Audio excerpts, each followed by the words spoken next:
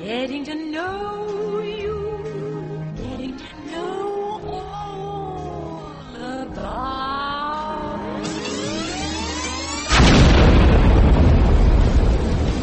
You're listening to Two Strangers, One Podcast. Now here's Chris and Kristyn. Hello and welcome to Two Strangers, One Podcast. I'm Chris. And I'm Kristyn. Welcome back. And hopefully, unfortunately, when we record this, we can't hear the music in the beginning.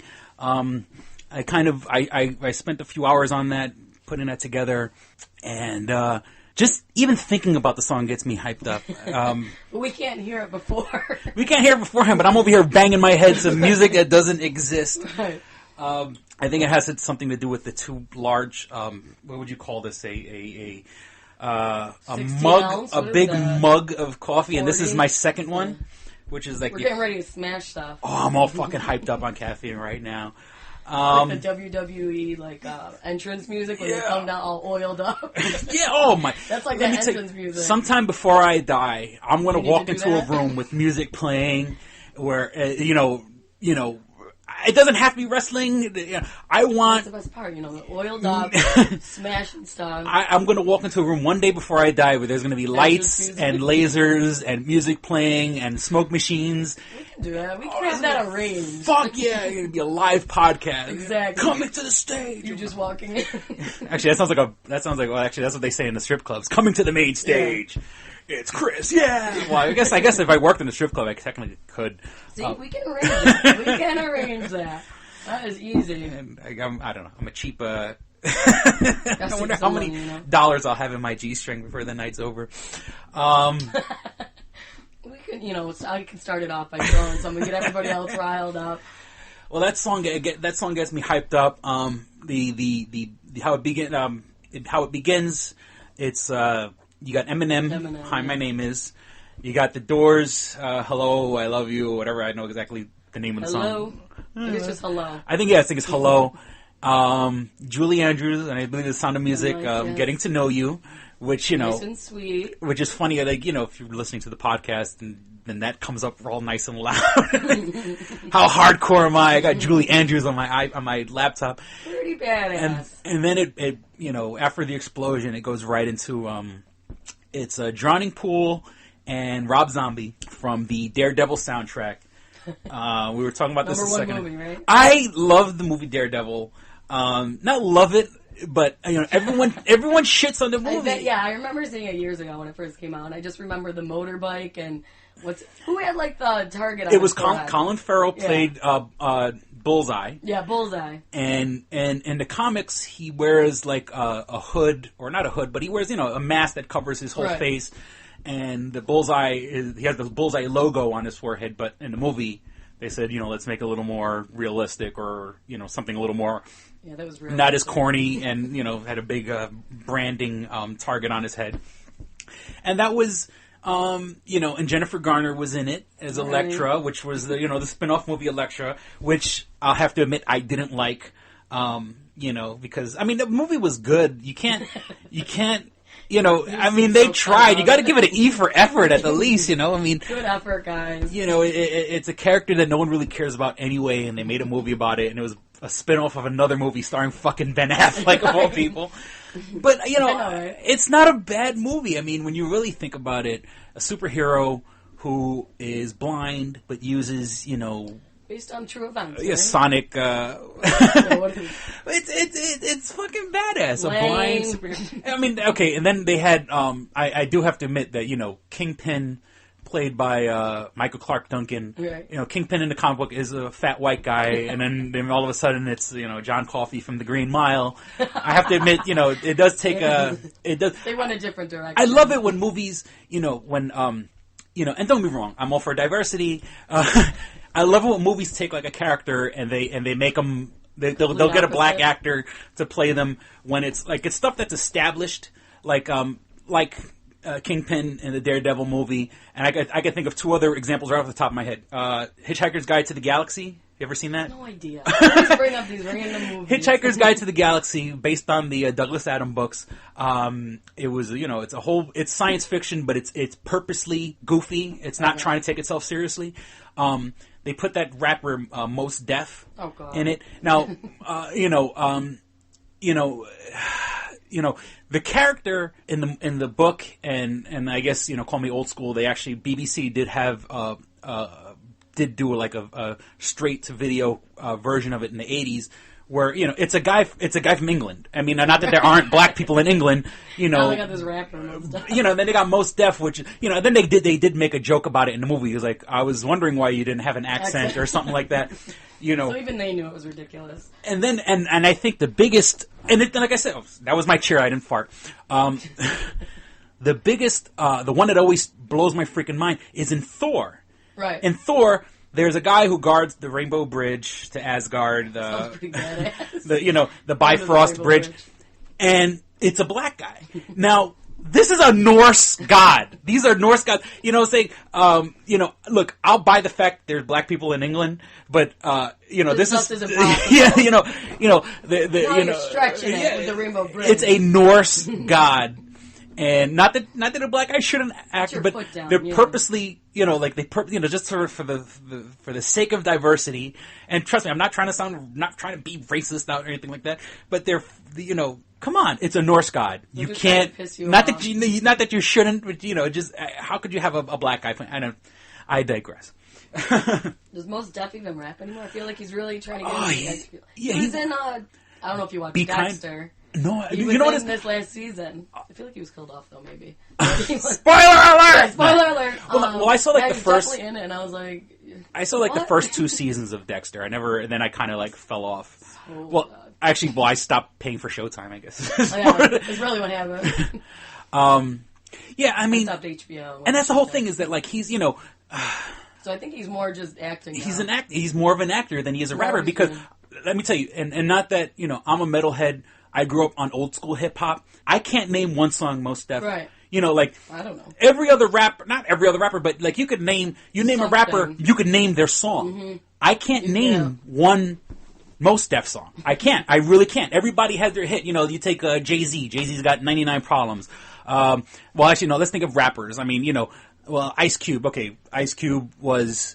Ice Cube, jiggy with it, Wicked. Well, no, I'm trying to think of a crossover. Like Ice Cube had that song "Wicked," which was that was a badass song. NWA. Yeah, NWA. Ice Cube. When I grew up, Ice Cube had an album called "America's Most Wanted," and it was America. America was spelled with KKK. America's Most Wanted. And let me tell you, I played the shit out of that tape. It's funny, I'm such a metalhead now, but, heavy metal and, hardcore gangster rap kind of have the same roots, And that's why, if you see, whenever they have, these metal festivals and shit like that, you can have a Snoop Dogg, or back when Ice Cube was still not making movies with kids, are we there yet? You can see, they kind of have roots together. And like I said, they definitely have the same... the energy vibe, like a mosh pit can break out at a gangster rap show. One might have guns, one might not. and that's the whole thing. Once being my age, I still call it rap. Right. People call it hip hop, and maybe because I'm not into hip hop, I don't see the problem with calling it rap. There's people who say no, it's hip hop. Hip hop's supposed to be this bigger, encompassing. Right. It's rap. You know what I'm saying? Don't. I'm not insulting it by calling it rap. You know what I'm saying? There's people who feel that rap is the stuff from the 80s and stuff like that. Well, maybe it is, but it's still rap now. You know what I'm saying? It's the same thing. Yeah. But and like I said, America's Most Wanted, America's Most Wanted was and I'm pretty sure I said this before. I grew up in Manhattan. I grew up Lower East Side Manhattan. Not like the biggest ghetto in the world, but not exactly a safe neighborhood either. And I grew up in the 80s. We're talking about the rise of crack, the rise of AIDS. And the Lower East Side. Back when fucking tenements were falling apart. I mean, I was lucky enough that my parents, where I lived, I was, surrounded by projects and everything like that. I grew up in a pretty gritty area. Right. But, listening, like, that album was, like, the realest. Like, like, the album was, like, I love this. I mean, it stood. I didn't have to take it out of my cassette deck, my Walkman. I love that damn thing. I listened to it over and over and over. And, the album even begins with him being walked down he's being walked down like he's in jail and he's going to be executed. And you hear him like walking and like, then like the he's in jail. They strap him into the electric chair and it's like, do you have any last words? He goes, yeah, I got some last words. Fuck all y'all. And then like you hear the switch. It's like, such as bad, the whole album. And then like, fuck y'all. Fuck on, and then of course, it being gangster rap, but he kind of, he does touch on, like racial issues and he talks about, he does this like song about like, like for him, black people that, if you do shit and you're trying to make white people happy, then you're like a fucking Uncle Tom and, be yourself, don't be a fucking Uncle Tom. And, I mean, and he does have like a funny song like, don't fuck with a bitch from the projects or some shit like that. It's a great fucking album. And then, you go down and he's doing fucking kid movies. Right, yeah. He's doing Are We There Yet? Are we done yet? Wasn't that, what's her name from like the Cosby Show was on? The little one. Was she in that? Oh, no. Raven Simone. Yeah. No, Raven Simone was... Oh, no, she was in... She was with Eddie Murphy. Yeah. And that's another one, yeah. Eddie Murphy. Like the college one or something. Yeah, visiting colleges or something. Yeah, okay. No, I guess Raven Simone was in 2 movies. She was in like Dr. Dolittle 2 or something like that with Eddie Murphy. And then she was on College Road Trip with Martin Lawrence. Now, Martin Lawrence, Eddie Murphy, and even Ice Cube. When Ice Cube first came, Ice Cube was in fucking NWA. Right. Niggas with attitude. And now he's got a fucking, he's got this kid movie. I mean, I know it's kind of old, I mean, we shouldn't be, like, I'm talking about a movie like it just came out and, the movie's like 5-10 years old. But, when I was listening to that tape, Ice Cube was the scariest motherfucker on the planet. He's not doing some kid movie. PG-13. When Eddie Murphy, first and foremost, like he was like the youngest person ever to be on Saturday Night Live. Right. I mean, and he was edgy back then, but he had 2 comedy movies. He had Eddie Murphy Raw and Eddie Murphy Delirious. And those, at that time, those were the dirtiest. Yeah. Was the, I was probably 10 or something like when he had Eddie Murphy Raw and Eddie Murphy Delirious. Delirious came out first, then Raw. Raw was the dirtiest, most raunchiest. Was Raw? That was like, it was one of those things where, I mean, luckily I was raised, my parents were very, very cool. They were involved in my life. It wasn't like they didn't give a fuck, but my parents let you watch it. They didn't. Yeah, my father never. Even my mother was. My mother was a little, obviously more like, oh, kids shouldn't be listening to that. But my father was like, you're gonna listen. You're gonna hear this shit anyway. You're gonna hear it in the streets. So you might as well hear it at home. And not that he encouraged it, but like, don't be ashamed of it. That's the way people talk. And I'm 10 years old, and I'm listening to Eddie Murphy talking about how to make women come, and once you make a woman come, you could do whatever you want for the rest of her life because now she's under a trance. Yeah, and learn that, guy. That is so fucking raw. Now, and you're 10 years old. You're learning, the basics for life. But I'm saying, like, and now he's doing what? Pluto MASH or MASH, Dr. Dolittle, Shrek, the Nutty Professor. I mean, he's doing these fairly, and Nutty Professor, he gets a little raunchy with the other characters and stuff like that. But it's PG-13. It's the Haunted Mansion, Pluto Nash. These are fucking kids movies. And then there was a time when he was this, I mean, Ice Cube was scary. Eddie Murphy was raunchy. Yeah. And Martin Lawrence. Martin Lawrence was, one. I mean, he didn't have an impact as like Ice Cube or Eddie Murphy, but, raunchy. Raunchy. Now they're doing fucking kid flicks. I mean, I guess that's where the money's at. Right. That's their niche right now. The Rock, The Rock is doing fucking Tooth Fairy movies. He's dressed up as a Tooth Fairy. And it's like... and that Adventure, whatever it is, his newest one. Well, there's one, the Race to Witch Mountain, which was a straight up Disney movie. Yeah.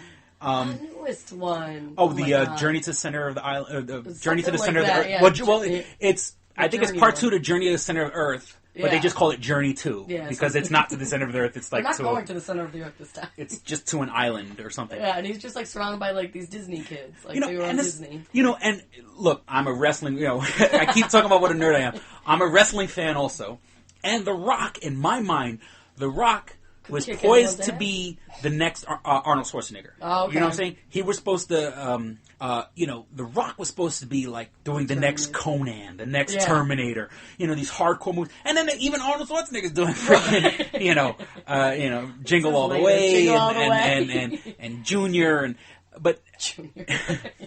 It's like it kills me. Started off badasses, Yeah, and then all these guys, and as time wears on, you get broken down into. Even Vin Diesel with the pacifier where he's babysitting kids. He's got the badass voice too. Why does Hollywood castrate all these badass guys? It's like they do these Disney movies and then they're like, who is the baddest person that we get to play the lead? I think right now I'm trying to think of my mind. I mean, obviously there's probably guys a lot older, John Wayne or something like that. Who never made like a Disney flick? Sylvester Stallone.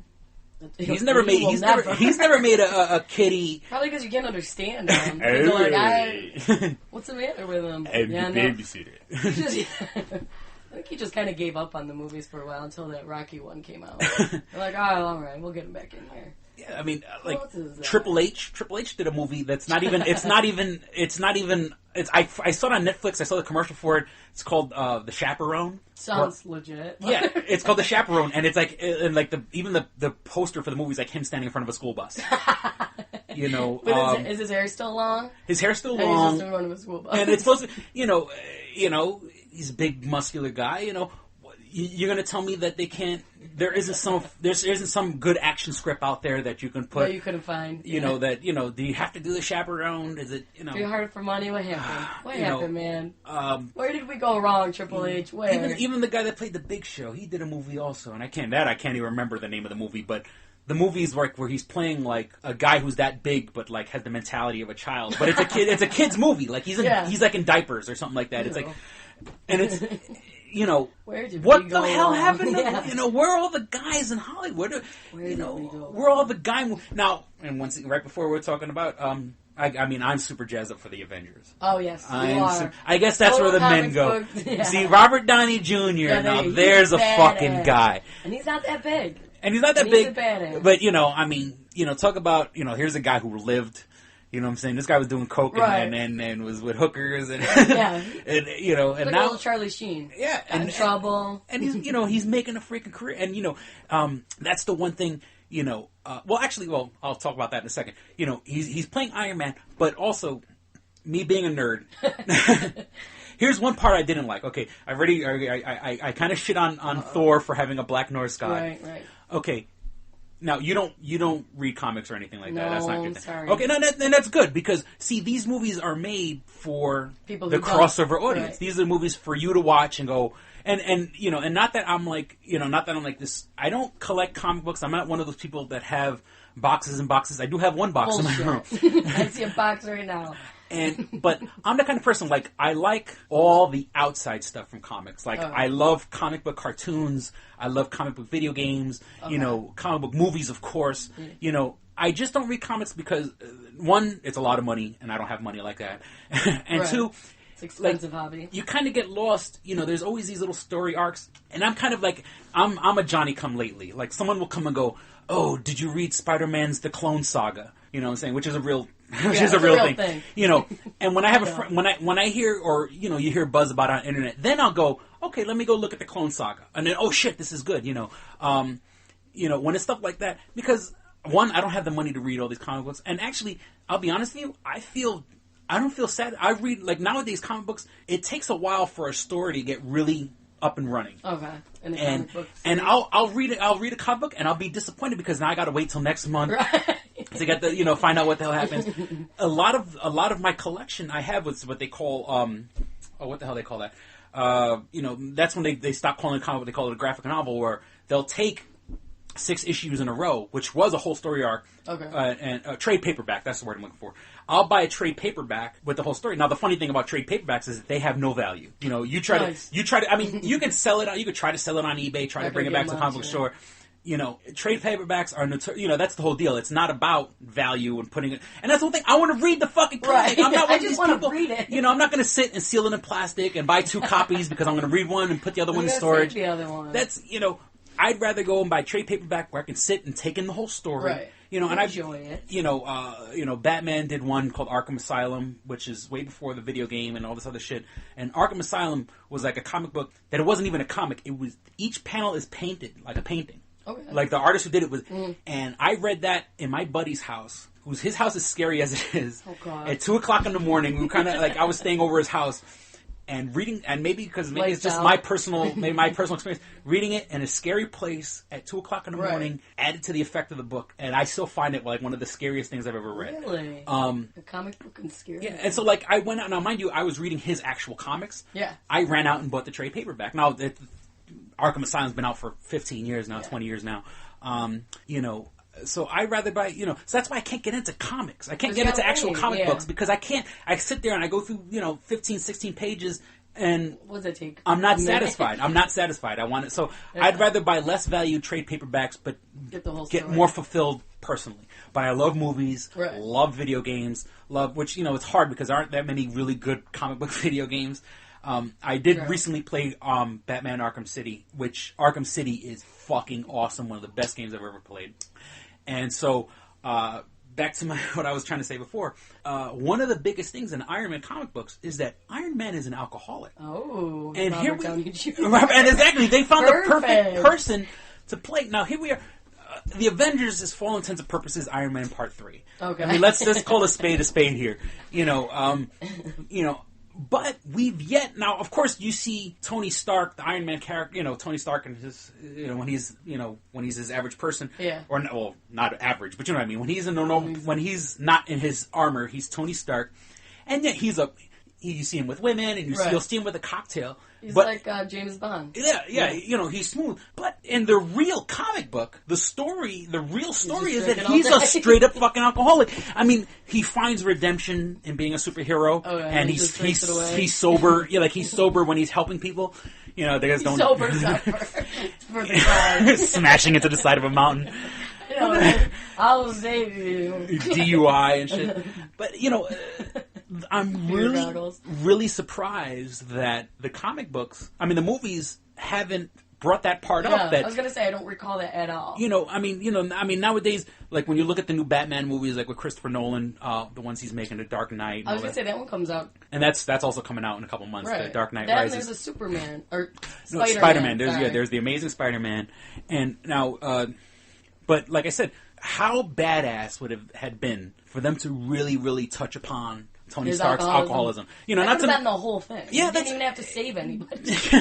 I mean, you know, and don't be wrong, I like a movie. Trust me, I want to see big giant metal things smash each other. Of course. But you know, like the first movie was so well made that you could have thrown at least a hint to the alcoholism. Just like a quick scene, even, or like somebody says something. Yeah, because you see him with a cocktail. Yeah, and that's it. But they put the cocktail there more to just like, hey, he's a playboy. Right. No, in the comic books, he's a hardcore alcoholic. He's a fucking 12-stepper, and and then he sobers up. And he's the him saving people is part of his redemption, which I think is a great fucking thing they could touch upon, and now we're on the third fucking movie, and they've yet to touch on it.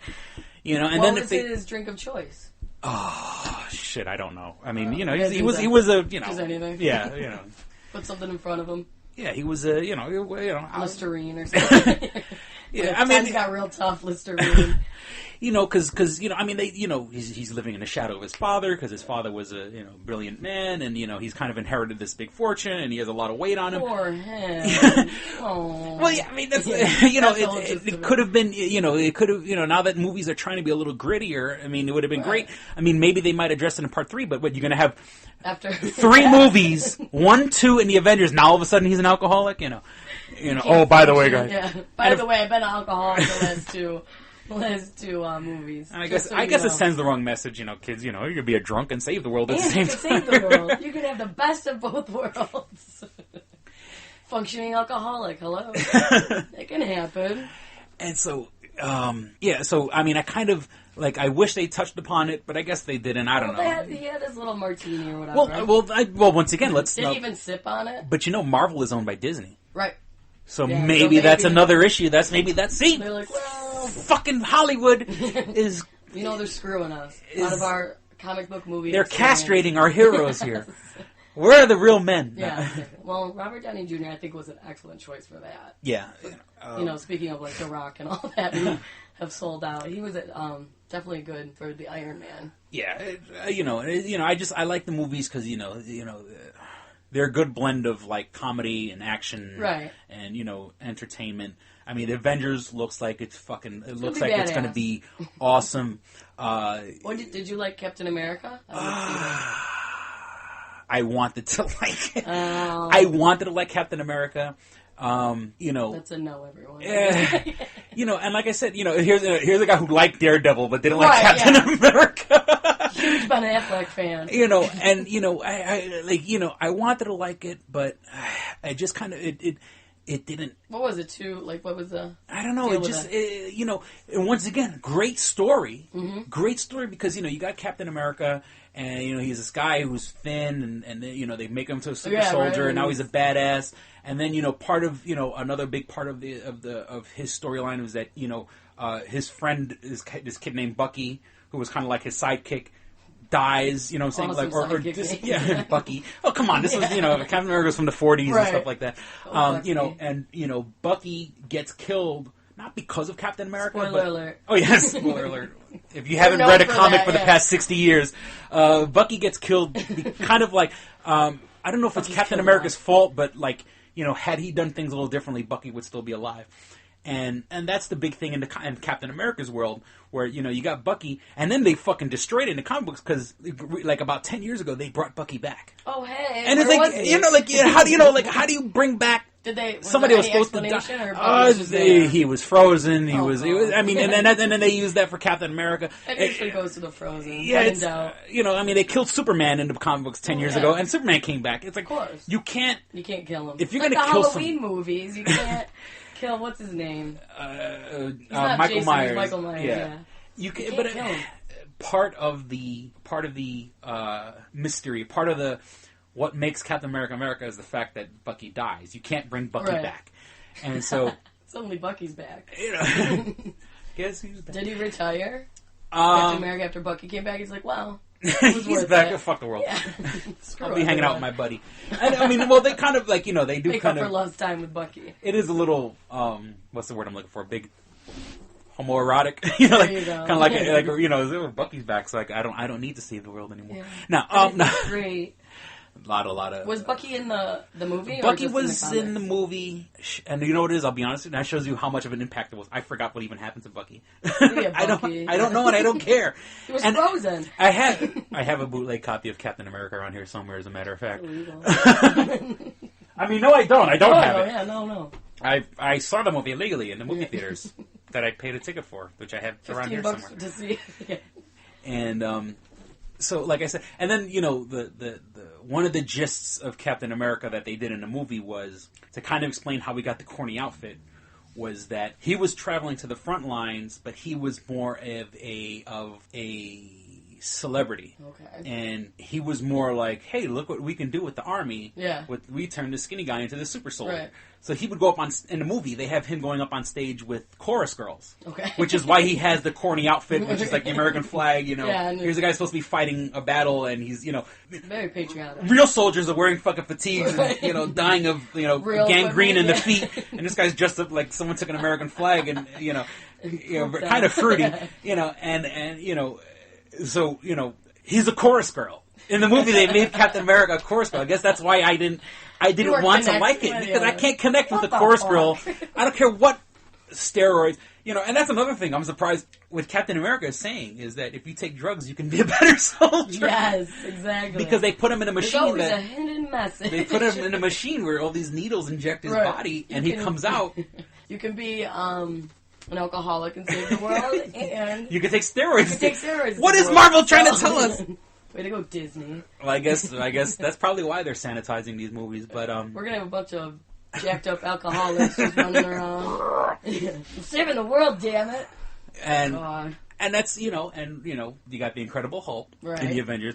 And the Incredible Hulk is supposed to be pure rage. Yeah. He's an asshole. The whole point of the Incredible Hulk is when, you get so fucking angry that you smash a guy's car with a baseball bat.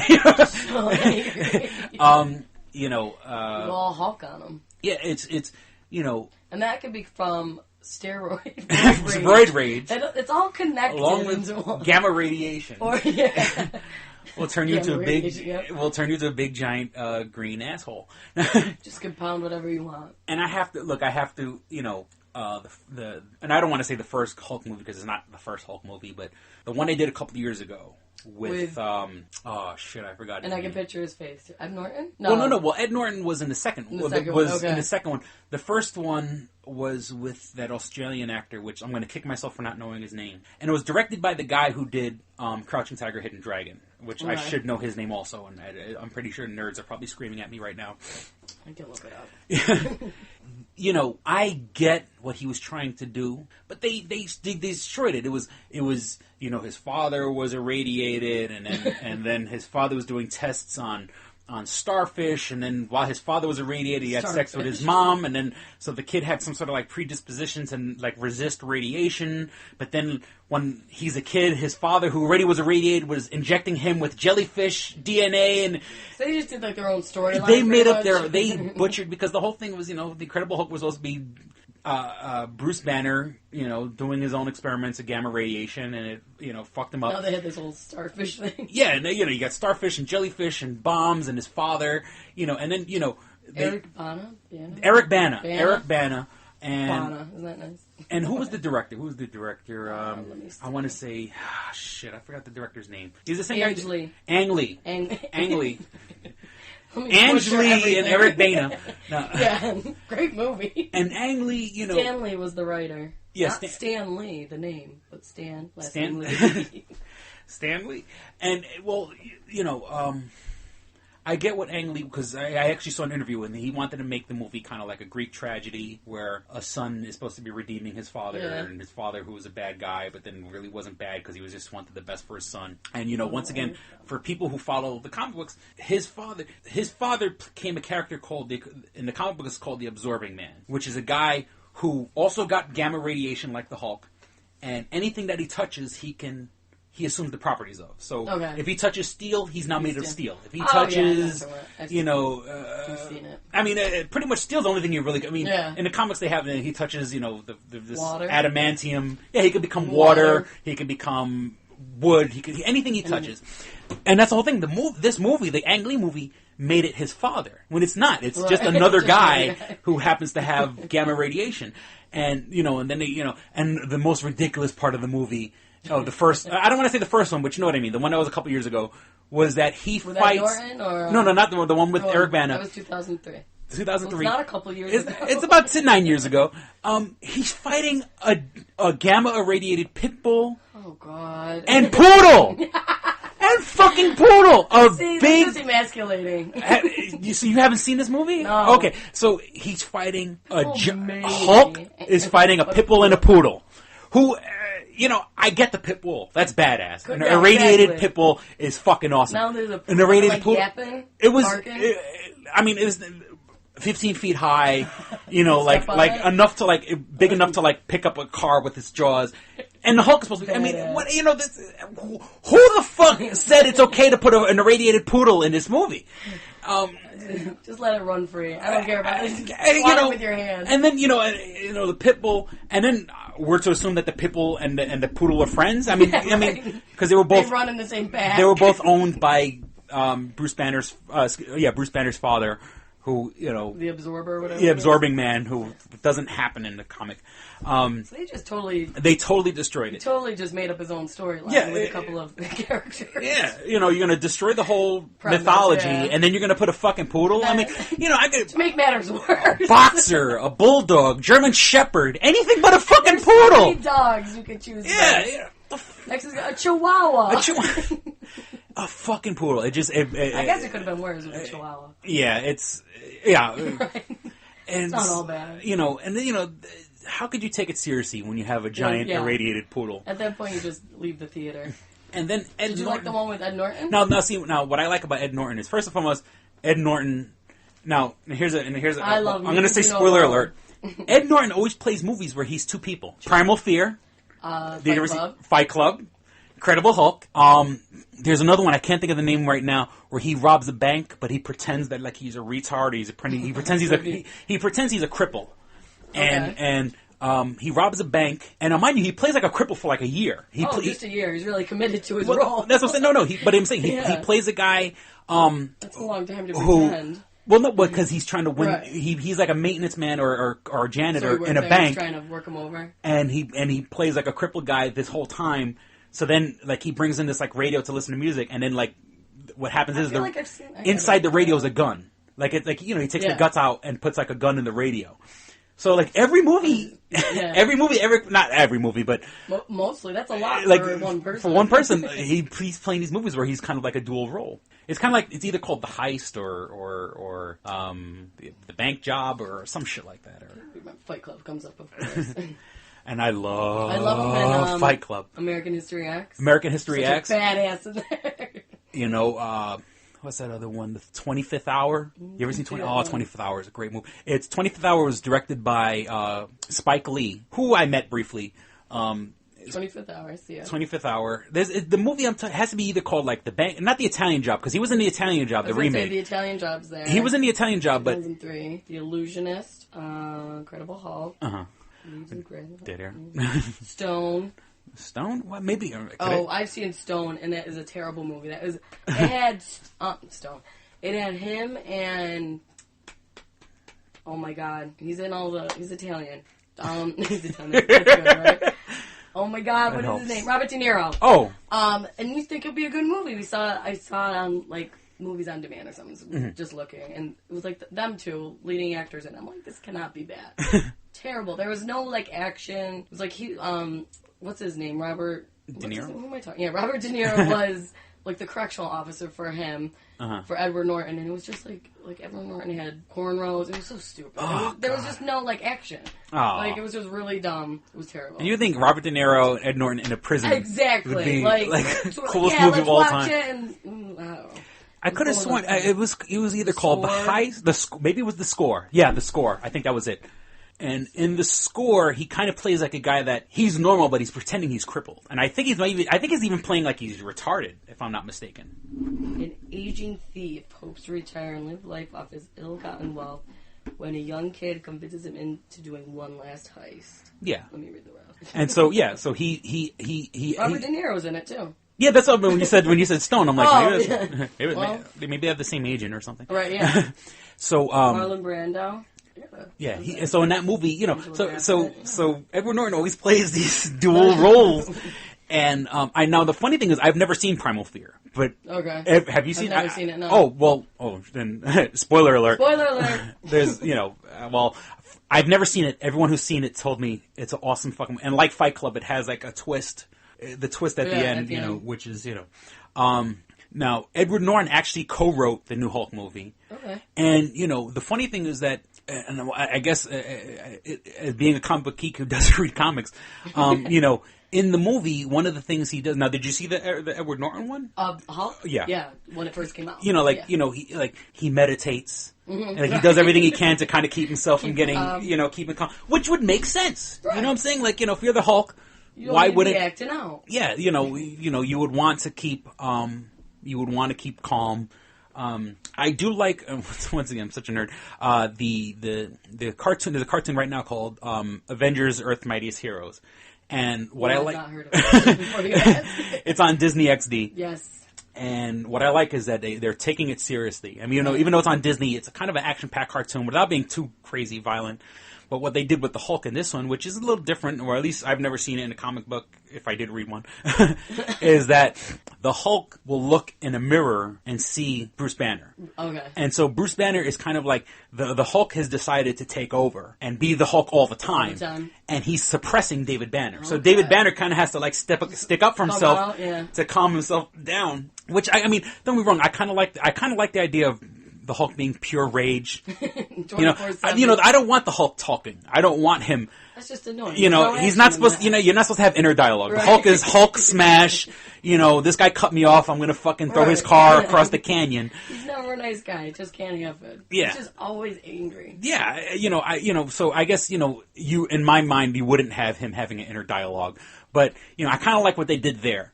And then and another thing they did in the comics, which I kind of like, in the comic book show, Earth's Mightiest Heroes, was that they put him in a room where they gassed him. And when you gas him, he calms down and he goes back to David. He goes back to Bruce. I keep saying David, I want to say David Banner because from the TV show, like in the 70s, he was David Banner. Because they didn't want to call him Bruce Banner because in the 70s, they were worried that Bruce was a gay name. Oh, really? So they purposely changed the name to David Banner. What's Batman? Well, Batman's Bruce Wayne. Bruce Wayne, okay. But I keep always wanting to say David Banner because, like I said, in the show in the 70s and 80s or whatever, they didn't want to use the name Bruce because they thought it was gay. So actually in the comic book, to be gay. David Banner is actually Bruce Banner's father in the comics and stuff like that. But then in the show they called him David Banner. That's Jesus, confusing. such a fucking nerd. And so they couldn't come up with a different name. They had to use his father's name. And he would because the idea with the Hulk is that you can't calm him down. Well, when he's a rage monster, when he's the green rage monster, you can't shoot him because the bullets are going to go. The bullets don't penetrate his skin. You can't hit him with a fucking tranquilizer dart because the tranquilizer dart's not going to penetrate his skin. So gas his ass. You know what I'm saying? If you gas him, just have to put him in a gas. That'll gas chamber. If you could get him somewhere, or you could concentrate enough. Bring him to a gas chamber. That'd be great. If you could get concentrated enough smoke in his general direction, he's going to knock out and calm down and become Bruce Banner, which I like. I like that idea. Not that I like. I accept. I accept as a comic book nerd. You always have to take a swallow a little bit of bullshit not gonna be perfect. to appreciate the movie. What about what was the? I think it was a bad one. I didn't watch it. The Green Lantern. Green Lantern. Okay. Is that the one with Ryan Reynolds? Ryan Reynolds. Did that get anything? Okay. I think it was like a flop, right? It was a flop. Now they're making a part 2. And it was a flop? No. That's what blows my mind is that they. Oh shit. It was a flop. I don't quote me on the numbers, but they paid. The movie cost like $20 million. Okay. Made $8 million in the theaters. Okay. But I think where they redeemed themselves is that in DVD sales worldwide, they recouped the $20 million. Okay. And now they're gonna do it. And nowadays, and I think didn't it come out? It came out a couple years ago. It came out like 2 years ago. It came out with against somebody else, and they did think it was gonna do well because it came. I think it came up. It might have come up. Did it come up against Batman: Dark Knight? No. Why does that seem longer ago? I want to say Captain America, and I don't think that's even. Right. Oh, that's right. Yeah, Well, it was. Last year. Yeah, last year it was Captain America, Thor. Right, and Green Lantern. So Green Lantern was kind of like in between Thor and Captain America, which are like two staples. And then they had the Green Hornet, which people got confused with. What's his name? Seth Rogen. Green Hornet was Seth Rogen. Now Green Hornet. That movie, not that it was bad, because it wasn't. First and foremost, I love Seth Rogen. Right. I love. He's in everything. I love Knocked Up. I loved Zack and Mary Make a Porno. Great movie. That is one of those. I'm not the biggest fan of Pineapple Express. I thought it was funny. I thought it's stupid funny. But first and foremost, Green Hornet. Now, in the original TV show, Kato was played by Bruce Lee. Okay. It was a comic book way before the TV show. Right. But the guy that plays Kato in the Green Hornet, which I believe he's a pop star in some Asian country. I don't want to say Japan because I'm so horrible. I don't know my Asians. The one that plays in the movie? The one that's in the remake. Yeah. He's an Asian. He's an Asian. I'll cover my bases by saying he's an Asian pop star. Asian sensation. He is fucking badass. Yeah. And that's kind of, that was always kind of the dynamic with Green Hornet was that Kato was always kind of like more of the one that kicked ass and took names, while Green Hornet was kind of like the idea man. I like Seth Rogen. It could have worked, and it just didn't. It was directed by Michel Gondry, who... You're right, it is. and Charles... Oh, I know my directors. And Michel Gondry also... Jay Chow or something like that is the other guy. Yeah, he was excellent. And quite frankly, they should do a sequel just to kind of maybe redeem them. Get them, yeah. Because now... and Cameron Diaz was in it? In Green Hornet? Yeah, it says Cameron Diaz. Maybe she was. Holy shit. I don't even recall her. Shows you what an impact she made, Yeah, I don't even recall her in the previews. To be leading lady or something. Jay is one of the most popular pop singers in Taiwan. Taiwan. Okay, that's what it was. I didn't want to say Chinese. And I don't also think... Chinese-speaking region. Oh, okay. Yeah. And, I'm pretty sure the movie had to make money. Yeah. And just for on that side of the world, they consume anything American, right. American anyway. So I'm pretty sure, plus his name attached to it. Right. Oh, yeah. Probably sold pretty well. And I hope they do a sequel because it didn't get the recognition it deserved. Yeah. Michel Gondry, here's just the funny thing I just wanted to touch upon. He is a French director. He did Be Kind, Rewind, which is funny talking about Mos Def. Mos Def was in that with Jack Black. I love Jack Black. Oh shit! He did. What's that one with Jim Carrey? Eternal Sunshine of the Spotless Mind, which was totally all of it was recorded in Lower East Side, Manhattan. Like that whole movie was like. Well, no, that's the whole thing is that I hated that movie. Actually, oh no. Well, no, not that I hated it. Tell me. I hate. Not that I hate Jim Carrey. I really hated the girl in the movie. What's her face from Titanic? The main one. Kate Winslet. Yeah. I hate these movies where they have these women that are like, what's the word I want to look for without offending anyone? I hate movies where women are twats. I guess, she's just like a self, and he's supposed to, the whole point, do you ever see that movie? Yeah. He tries to erase his mind from her and all this other stuff. Well, I mean, my point is, okay, they filmed it in they filmed it in Lower East Side. Michel Gondry lives in the Lower East Side. He grew up, he grew up in France. Yeah. But, French director. They were doing, it was an interview for Be Kind, Rewind. Okay. Where he goes, I live on the Lower East Side, and it's so hard now because the Lower East Side is getting gentrified. Hello, you're a billionaire fucking movie director. You are the gentrification, motherfucker. That's the reason why I can't live in my old neighborhood. Because of you. Because of people like you. Because of these fucking hipsters who watch too many episodes of fucking Friends and too many episodes of Sex and the City. Gossip Girl. And, my mother's live there. My mother's lived in the same apartment since 1973, a couple of years before. I was born in 1977. My mother's lived there. I was born and raised, and once again, I was born and raised in the Lower East Side during crack and AIDS, and now it's all fucking hipsters, and it's all these people. You go, not necessarily around my block because where I live, it's all residential. Okay. But you go 5 blocks in one direction, it's all hipster bars. It's all everywhere. They took. And for people on Delancey Street, which is a big main thoroughfare downtown Manhattan, they got hotels now. Yeah. Now, mind you, Delancey Street, you don't usually on Delancey Street you don't see there. It's all tenements. It's all they've all been rebuilt or gentrified. But that's the funny thing. You got a whole block of not a building over 4 stories high. Then you got this big giant 20-foot Goliath behemoth sticking out like a sore thumb. Yeah. Then they actually have one of the buildings. I don't know if you saw this yourself. Yeah. So one of the buildings actually kind of juts out, like it goes up and then angles out. So it's actually over. Yeah, now it's just over the other buildings. Look, on the rooftops. It's over. That's the whole thing. Like, yeah. Oh, okay. We'll be right back. Okay, what might have seemed just like an instant to you, we're back.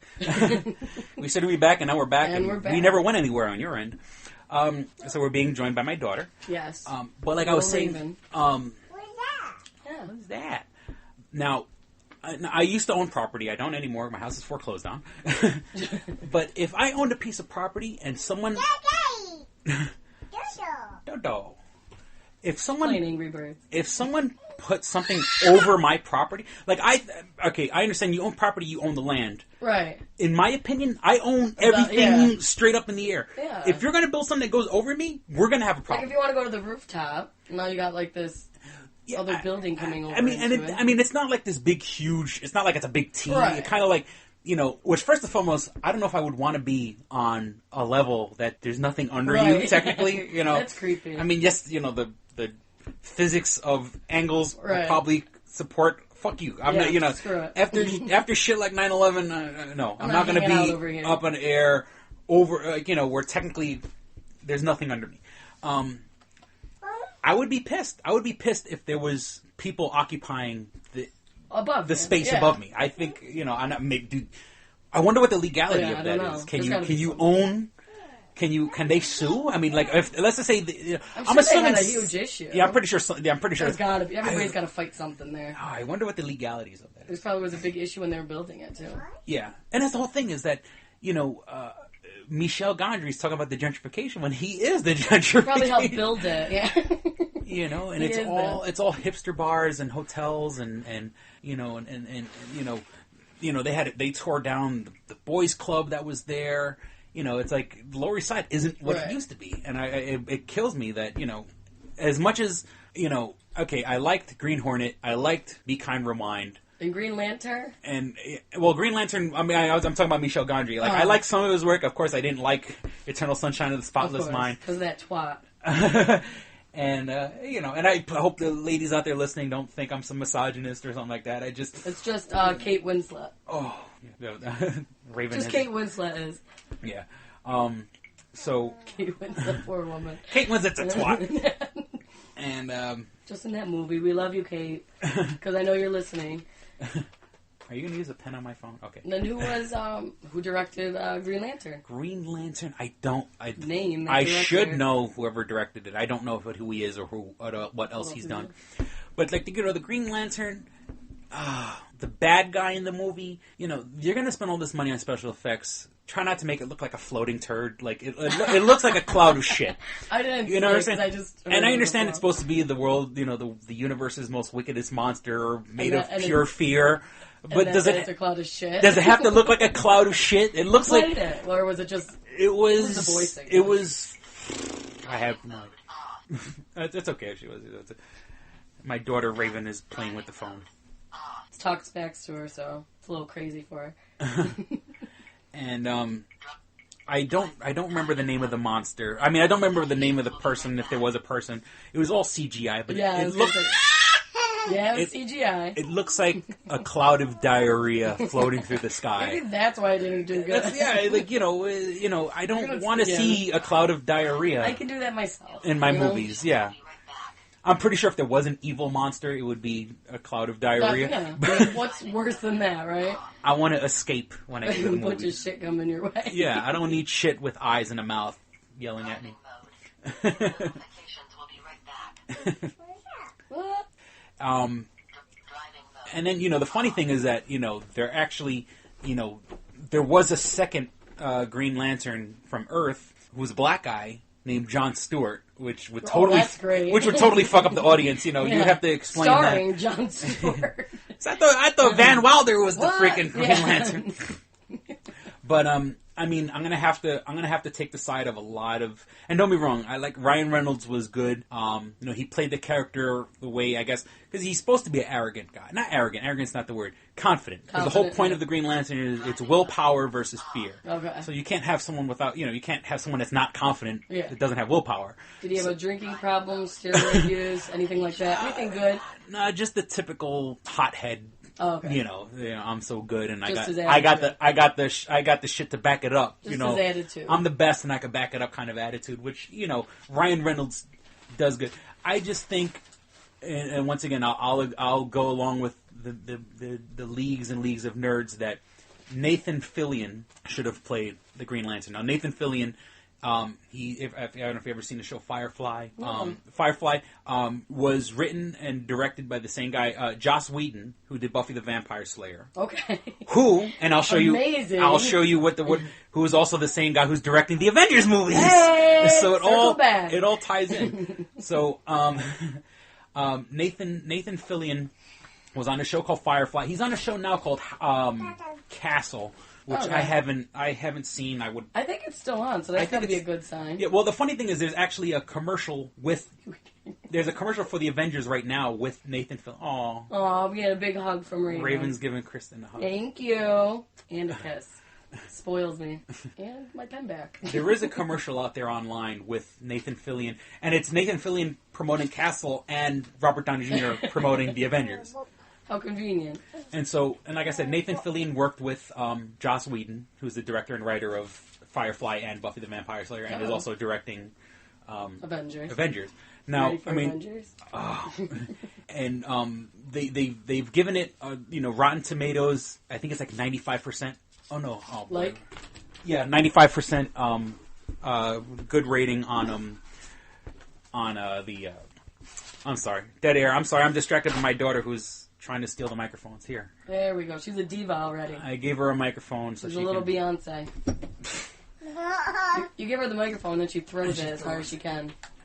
I'm raising this kid to be a little superstar, so I don't have to work. She can just pay my bills for me. I'm going to be the man. I'm going to be total... Stage mom over here. She's going to be... Oh, yeah, I'm going to be toddlers and tiaras over here. But which is another topic for another day. That could be a whole episode. And so, yeah, Joss Whedon is directing it. And, you know, a lot of people, you know... There was a great documentary just came out called Comic-Con the movie. You love that shit. And it was on Vudu, another like Netflix. Yeah. The movie cost like $5 to download. I paid the $5. Usually I'm cheap. I put the $5. It's worth it. It's got Joss Whedon, Kevin Smith, Stan Lee. It's about Comic-Con. It's all your idols wrapped in for $5. Yeah, so anybody who's listening, if I mean, it costs a couple bucks. Now, also, I bought like a 12-pack of Pepsi that had a $4 credit on it for Voodoo. I don't know where your Babas are. Oh, it's up there. Okay. These kids always want Baba. I never know what it is. Your Baba. Baba. Sorry. Dead air as I get my daughter her sippy cup of milk.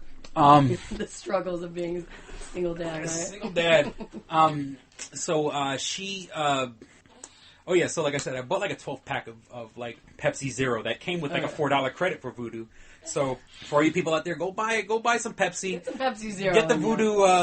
Get the Voodoo thing and download it because it's awesome. But the funny thing is that 3/4 of the movie has nothing to do with actual comics. Well, because there is one guy who is a comic book vendor, and he owns this place called Mile High Comics. Baba? And the idea of... You have the Baba in your hand. The idea of that they're trying to portray in a movie is that Comic-Con is becoming less about comics and more about comic book movies and video games and stuff.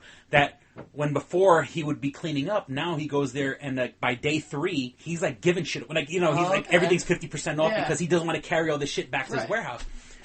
Now, they got people that are talking about, they're doing a performance, like it's like fan-made costumes and stuff like that. Yeah. There's the Mile High guy. There's like a couple that met at Comic-Con, and then he proposes to her at Comic-Con. But beautiful. But there's not one story about here's Joe Blow who wants to collect comics and buy them. I mean, there was a guy like in a spot. He's in the army. He's in the army and he's like he wants to be a comic book artist and like he's going around shopping his comics to other people and don't be wrong, it's a great documentary, but how about a person who's actually purchasing who's actually purchased comics?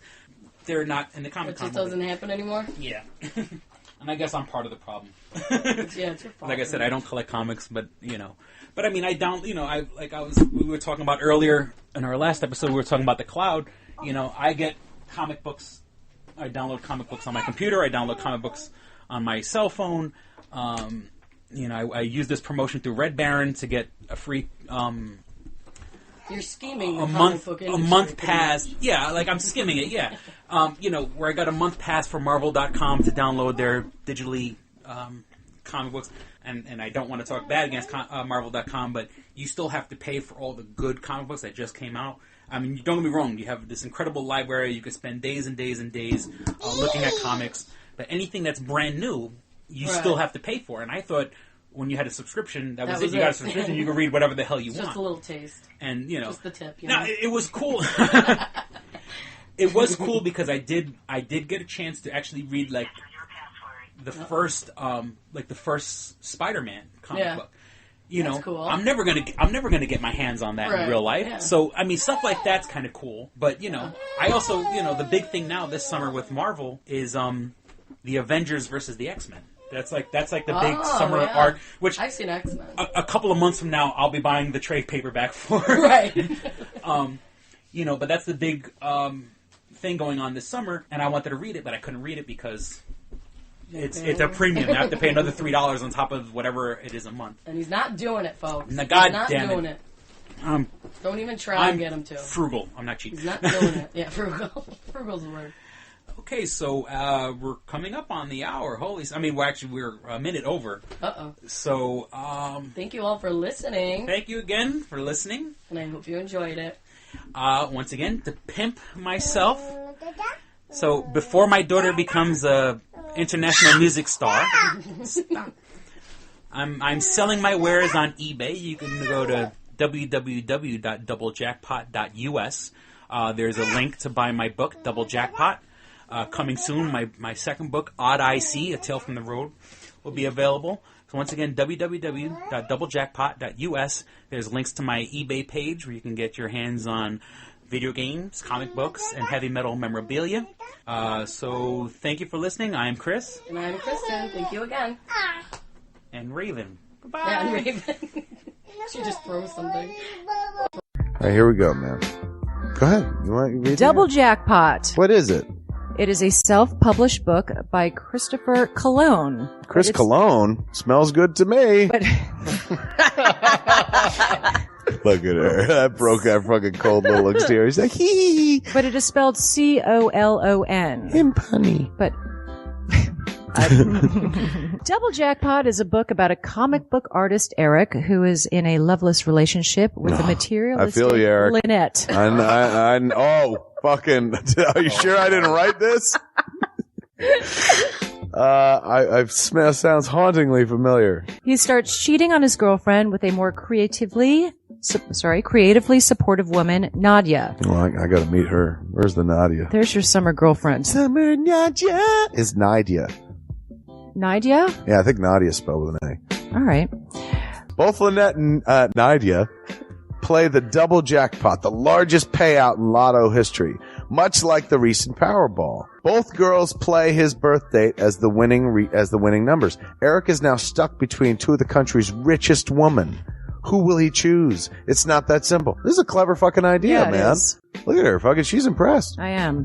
She got some summer reading. Christopher Cologne smells real lovely with an original idea. This is. I've never heard this before. I haven't either. This is a self-published book, much in the indie spirit as Kev's Clerks. Oh, you don't even need to name check me. This is just a good idea. You could stand on your own, man. You don't even have to be like, hey, remember Clerks? This is nothing like that. This is way more original than Clerks. This is a good idea, man. Why didn't I think of this? I need something to read. This book is part of the Comic Books, Heavy Metal, Video Games Trilogy Book 2. Odd IC, A Tale from the Road, coming soon. Right on, man. It's part of a trilogy. This is the first part. Way to write, man. He's seeking a literary agent. Motherfuckers, anybody out there? There ain't no literary agents listening to this show. I assure you, sure. Sure. I assure you, sure. But somebody know a literary agent? Hook a motherfucker up! Chris Cologne come up with an original idea. I should tell Raskin. That's a good fucking idea, to be honest with you. That's a fucking rom-com right there. Megan, get Raskin on the phone. Isn't it possible to get Raskin on the phone? No? Yeah. I want to run it past him, man. I want to, and if it happens, I get a taste, Chris Cologne. I get a whiff, if you will. The book could also be ordered on www.lulu.com. That's lulu.com. I understand that. I just want to spell it out. Normally one says it that spells it. Still, lulu.com. What is that? Do you know what it is? I don't know. All right. The book could also be ordered on www.lulu.com. Search for Double Jackpot Christopher Cologne. A paperback version of the book is $15 and a PDF file is only $5. $5 is Yeah. insanely inexpensive. 15's not even that bad for a paperback version. No. This is $1 million idea right here. Like a movie about a dude who fucking is stuck between two chicks, both of who play his birthday and win the lottery. Come on! I can see that trailer. Chris Cologne is on to something. Nobody else can smell it but me. I'll read it. Thank you. I'm going to make that smelly joke. I know. You're trying to get me to laugh again. It worked once. Double Jackpot is a self-published book by Chris Cologne, man. It's the first book in his comic books, heavy metal, video games trilogy. Book 2, Odd IC, A Tale from the Road, should be coming out soon. Get all the information at Chris Cologne, like a motherfucker. I and will his totally book, read this. Double Jackpot. I'm serious. I'm going to recommend that to fucking Raskin. How is that not a movie? You know what I'm saying? This could be a sexy movie. You could do an R-rated version. There could be nudie in it, and you could show them fucking both chicks. Maybe a little penetration. Maybe a butthole shot. No butthole, no care. I would like to formally apologize to Christopher Cologne. Right No, now, sex but- sells. Chris Cologne will appreciate that. He's like, thanks for throwing a few buttholes in there, man. Don't forget to check out twostrangersonepodcast.net, your one-stop resource for everything show-related. You can find links to subscribe to us on iTunes or on Stitcher. You could also find links to buy my book, Double Jackpot, on twostrangersonepodcast.net. Fuck you, fuck you, fuck you. You're cool. And fuck you, I'm out.